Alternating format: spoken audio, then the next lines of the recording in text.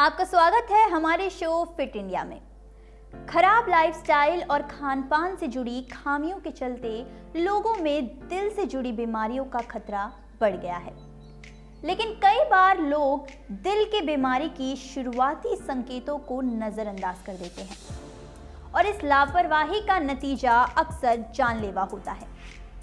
एक सर्वे की माने तो भारत जल्द ही हृदय रोगियों की राजधानी बन सकती है। इसका मुख्य कारण लाइफस्टाइल में बदलाव है। आरामदायक जीवन शैली और खान-पान में लापरवाही हृदय रोग के प्रमुख कारणों में से एक है। विश्व स्वास्थ्य संगठन के मुताबिक दुनिया भर में बीमारियों से होने वाली मौतों में 16% हिस्सेदारी हृदय रोगों की है। साथ ही पिछले 20 सालों में दुनिया में सबसे ज्यादा मौतें दिल की बीमारी से हुई हैं। ये आंकड़े एक रिमाइंडर की तरह हैं जो बताते हैं कि हमें नॉन कम्युनिकेबल डिजीज का तेजी से बचाव, जांच और इलाज करने की जरूरत है। इसी प्रकार आज हमारे साथ जुड़ी हैं योग गुरु रोहिणी राणा जी।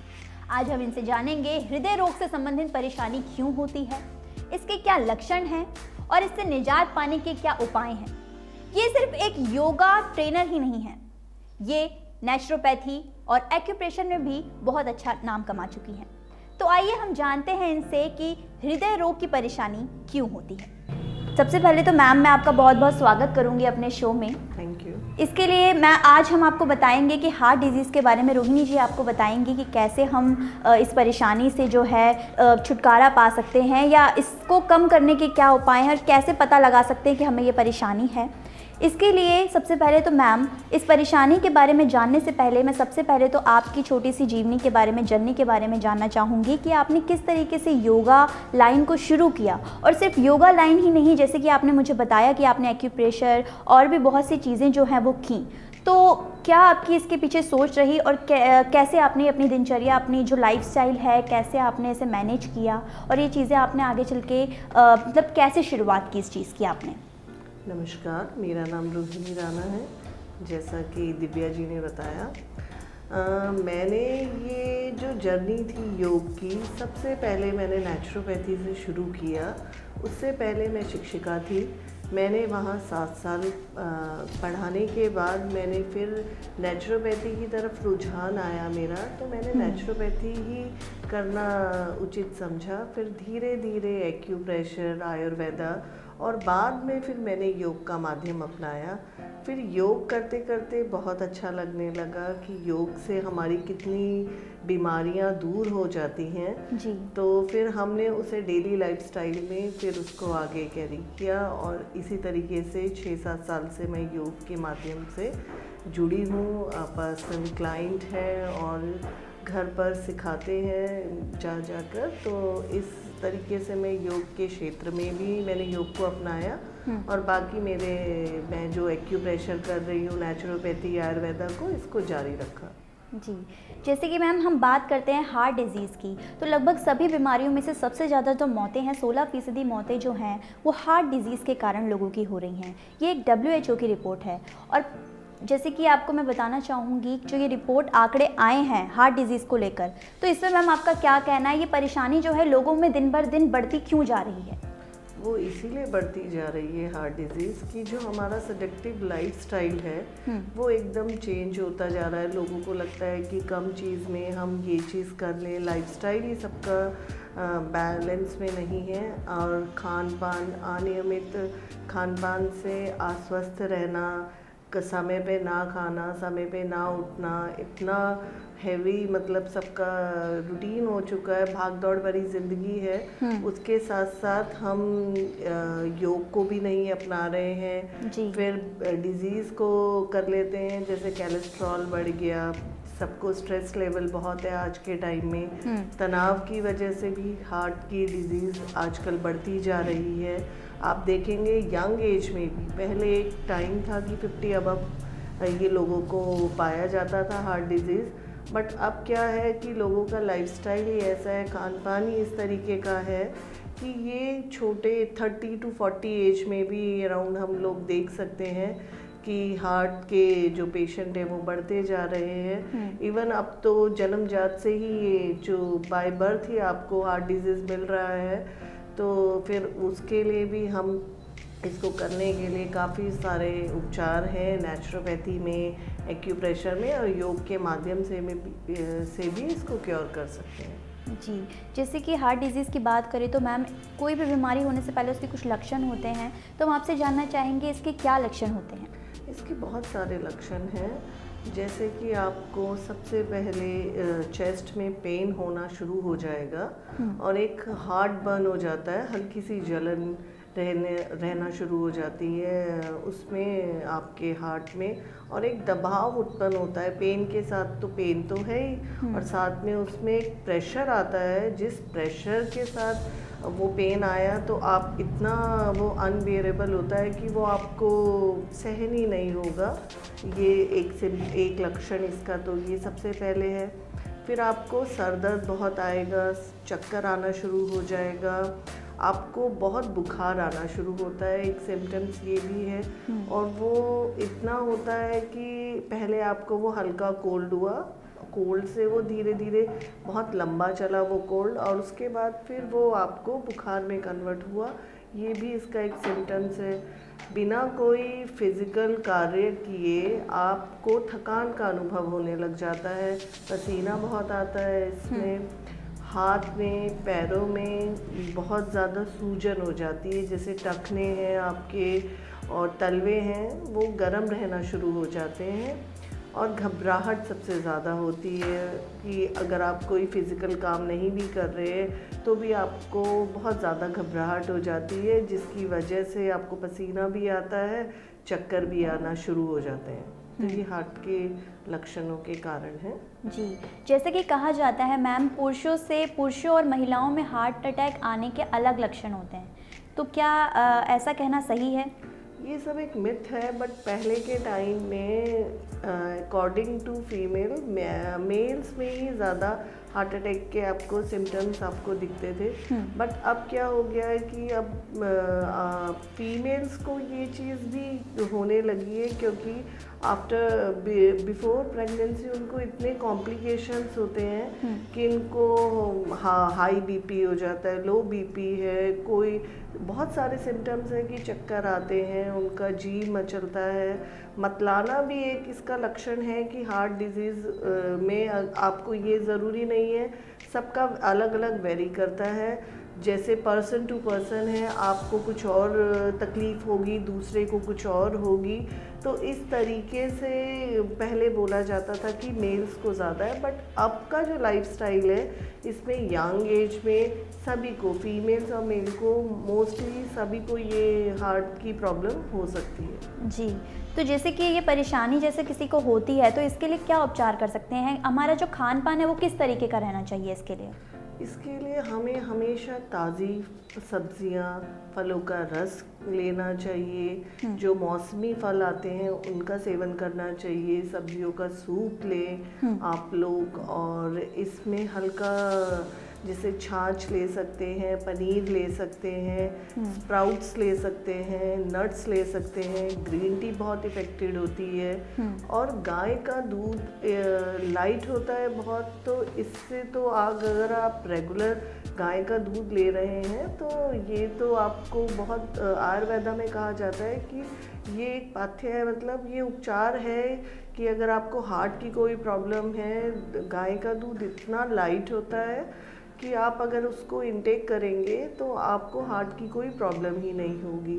फिर इसके साथ साथ आप हरड़ ले सकते हैं। हरड़ तो एक पाथ्य है आयुर्वेदा में, जो एक माँ के समान, हमारे जितनी माँ हमारे पूरे शरीर की गंदगी को साफ करने के लिए एक बच्चे को क्योर करती है, इसी तरीके से हरड़ अगर हम लेते हैं तो वो हमारे शरीर से सारी गंदगी को डिटॉक्सिफाई या फ्लश आउट करती है हमारी बॉडी से। अगर गंदगी ही नहीं रही तो हार्ट में कोई ब्लॉकेज नहीं आएगी, किसी प्रकार का थक्का नहीं जमेगा, और जो हमारा ऑक्सीजनेटेड ब्लड है वो अच्छे से पूरी बॉडी में फ्लो करेगा। आप इसमें अर्जुन की छाल भी ले सकते हैं। इसका या तो आप इसकी टी बनाकर ले सकते हैं शहद के साथ, या इसका पाउडर आप मॉर्निंग में एम्प्टी स्टमक ल्यूकवार्म वाटर के साथ इनटेक कर सकते हैं। इससे भी आपको कार्डियो मस्कुलर प्रॉब्लम कोई भी नहीं होगी अगर आप अर्जुन की छाल लेते हैं आयुर्वेदा में। और इसके अलावा आप लौकी के जूस में तुलसी की पत्तियां डालकर ले तो कोलेस्ट्रॉल नहीं होगा, हाई बीपी नहीं होगा आपको। तो ये तो बहुत अच्छा है कि लौकी के जूस में आप तुलसी का इंटेक करें, मॉर्निंग में लें, आफ्टरनून में ले सकते हैं और मिड मतलब इवनिंग में भी इसको ले सकते हैं, लौकी के जूस को तुलसी के साथ। और एक आप ले सकते हैं लहसुन, वो आप उसकी कली को एम्प्टी स्टमक अगर आप लेते हैं तो ये बहुत बेनिफिशियल है हार्ट के डिजीज़ पेशेंट के लिए। अगर किसी को क्योर जल्दी करना है और उसको बहुत ज़्यादा क्रॉनिक है तो ये सब चीज़ों का अगर आप मिश्रण लेंगे तो आपको हार्ट की कोई प्रॉब्लम नहीं होगी आयुर्वेदा के अनुसार। जी, जैसे कि मैम आपने आयुर्वेद की बात की है तो मैं आपसे जानना चाहूँगी आयुर्वेद को आप किस नज़रिए से देखती हैं? इस परेशानी के लिए आयुर्वेद कितना असरदार है? आयुर्वेद तो हर परेशानी को क्योर करता है क्योंकि ये नेचुरल है। आयुर्वेद दो चीज़ों से मिलकर बना है, आयुर जमा वेद। तो आयुर का मतलब ही आयु है, लाइफ है हमारी, प्लस वेदा मतलब साइंस ऑफ नॉलेज। इसमें इतना नॉलेज का खजाना है कि हम उसको अगर पढ़ते रहें या उसका सेवन करते रहें तो वो एंडलेस है। और हमें कोई बीमारियां, पहले के लोगों को कभी कोई बीमारी नहीं होती थी, बिकॉज क्योंकि वो होम रेमेडीज़ और आयुर्वेदा का सारा लेते थे, इनटेक करते थे। तो अब के लोगों में क्या हो गया, एक तो पॉल्यूशन इतना है, लाइफस्टाइल उनका इतना बेटर नहीं है, उनका अनियमित खान पान है, स्ट्रेस बहुत है, तनाव है, फिर धूम्रपान, नशा वगैरह की तरफ भी लोग जाते हैं। बुरी आदतों का सेवन पहले कम से कम था और नेचुरल था बिल्कुल सब चीज़। तो इसीलिए आयुर्वेदा बहुत पहले से चलता आ रहा है, अब भी लोग इसको अपनाने लगे हैं। बजाय आप एलोपैथी के जाकर आप आयुर्वेदा के फील्ड में या आयुर्वेदा के प्रोडक्ट यूज़ कर आप अपने आप को स्वस्थ और हेल्दी बना सकते हैं। जी, जैसे कि हमने दिल की बीमारियों के बारे में बात करी मैम, तो इसके लिए क्या योगा आसन हो सकते हैं जो लोग घर बैठे कर सकते हैं या किसी योगा ट्रेनर की देखरेख में कर सकते हैं? हाँ जी, बिल्कुल, इसके बहुत सारे हार्ट के लिए आप योगा आसन कर सकते हैं। पहले तो जो हार्ट का कोई भी पेशेंट है उसको आप खुले वातावरण में योग कराएं, क्योंकि वो उसकी हेल्थ के लिए बेनिफिशियल है। और दूसरा, उसको ब्रह्म मुहूर्त में उठना बहुत ही अति आवश्यक है, क्योंकि जो ब्रह्म मुहूर्त में आपको एक सन की हीट आती है वो इतनी ज़्यादा नहीं होती कि जो आपको हीट लगे, उसमें एक लालिमा होती है, उसमें एक ठंडक होती है। हमारे शरीर में जो कोलेस्ट्रॉल होता है उसमें इतनी पावर होती है कि उसको वो विटामिन डी में कन्वर्ट करती है। मॉर्निंग ब्रह्म मुहूर्त की जो हीट है तो वो इतनी तीखी भी नहीं होती कि आप पेशेंट को वो लगेगी। वो लालिमा में अगर आप बैठेंगे, सन बाथ लेंगे तो आपको वैसे ही कोई भी हार्ट की कोई प्रॉब्लम नहीं होगी। थर्ड थिंग्स, आप इसमें प्राणायाम भी कर सकते हैं। प्राणायाम में भी आप कुछ ऐसे अच्छे योग गुरु के माध्यम से प्राणायाम करेंगे तो आपको उसमें भी बहुत अच्छे रिजल्ट मिलेंगे। जैसे कि लाइक आप भस्त्रिका कर सकते हैं। भस्त्रिका से क्या होगा कि आपका कोलेस्ट्रॉल, हाई बीपी की प्रॉब्लम नहीं होगी अगर आपने किसी अच्छे योग गुरु से भस्त्रिका का अभ्यास किया। उसके बाद आप इसमें उज्जयी प्राणायाम कर सकते हैं। उज्जयी प्राणायाम से आपका रेस्पिरेटरी सिस्टम बहुत स्ट्रॉन्ग होता है। तीसरा, आप इसमें कपालभाति कर सकते हैं, जिससे आपका श्वसन तंत्र, अगर हमारी सांस ही प्योर है तो हम उसके द्वारा ही, अगर हमने कपालभाति किया, हमारा श्वसन तंत्र ही इतना मजबूत हो गया तो हमें हार्ट की तो कोई प्रॉब्लम हो ही नहीं सकती। अगर हमने ये प्राणायाम किसी योग अच्छे गुरु के साथ शुरू किए तो हमें ये हार्ट की कोई प्रॉब्लम नहीं होगी। और उसके बाद आप कुछ आसन्स भी कर सकते हैं, जैसे नौकासन, भुजंगासन, उष्ट्रांग आसन कर सकते हैं, त्रिकोण आसन कर सकते हैं, वीरभद्रासन कर सकते हैं। और आप इसके साथ साथ अगर आप अच्छे करते जा रहे हैं काफ़ी टाइम से आसन, तो आप सूर्य नमस्कार का भी अभ्यास कर सकते हैं, कुछ सूक्ष्म क्रियाएं कर सकते हैं। और शवासन, पद्मासन और वज्रासन में खाना खाने के बाद बैठे तो आपको बहुत जल्दी आराम मिलेगा। जी, जैसे कि अगर किसी को हार्ट प्रॉब्लम है, अगर वो योगा आसन कर रहे हैं, टाइम टू टाइम खान-पान अपना ठीक रख रहे हैं, तो कितने दिन में वो रिकवर हो सकते हैं? अगर आपका डिजीज़ एक्यूट है तो आप 1 से 2 महीने में अपने आप को क्योर कर सकते हैं, अपने आप को स्वस्थ महसूस कर सकते हैं। अगर क्रॉनिक है तो योग करने में तो कोई बुराई नहीं है, आप उसे करें तो आपको खुद लगेगा कि आप फिजिकल रूप से और शारीरिक मानसिक तौर से आप स्वस्थ हो रहे हैं। तो आप योग करेंगे तो अब वो डिपेंड करता है पर्सन टू पर्सन कितने टाइम में वो ठीक हो रहा है। पर ज़्यादा अगर क्रॉनिक है उसका हार्ट का प्रॉब्लम तो वो 1 से 1.5 साल में वो ठीक हो सकता है। कोई पर्टिकुलर टाइम नहीं है इसके लिए, कोई जल्दी भी हो जाएगा और किसी को टाइम ज़्यादा भी लग सकता है। पर्सन टू पर्सन वेरी करता है। जी, जैसे कि आज रोहिणी मैम ने हमें बताया कि किस तरीके से आप योगा आसन कर सकते हैं। इन्होंने बहुत सारे योगा आसनों के नाम बताए जो आप अच्छे से देख रेख में किसी योगा ट्रेनर्स की कर सकते हैं। साथ ही अपना लाइफस्टाइल थोड़ा सा चेंज कीजिए, खान पान अच्छा रखिए ताकि आप आगे आने वाली बीमारियों से बच सकें। मेरा आखिरी सवाल मैम आपसे होगा कि हार्ट डिजीज़ को लेकर अगर कोई और परेशानियाँ या कोई और चीज़ें हैं जो आप बताना चाहें हमारे दर्शकों को तो बता सकते हैं। यही है कि आप अपना लाइफस्टाइल ठीक कीजिए। कम से कम आप 1 घंटा अपने शरीर के लिए निकालें, योग करें, स्वस्थ रहें, खुली हवा में रहें। ज़्यादा आप पैक्ड फूड का यूज़ ना करें। ट्रांस फैट फूड लेने से बॉडी में बहुत सारे डिजीज़ हो जाते हैं। एक हार्ट ही प्रॉब्लम नहीं होगी और भी सारी बहुत चीज़ें हो जाती हैं।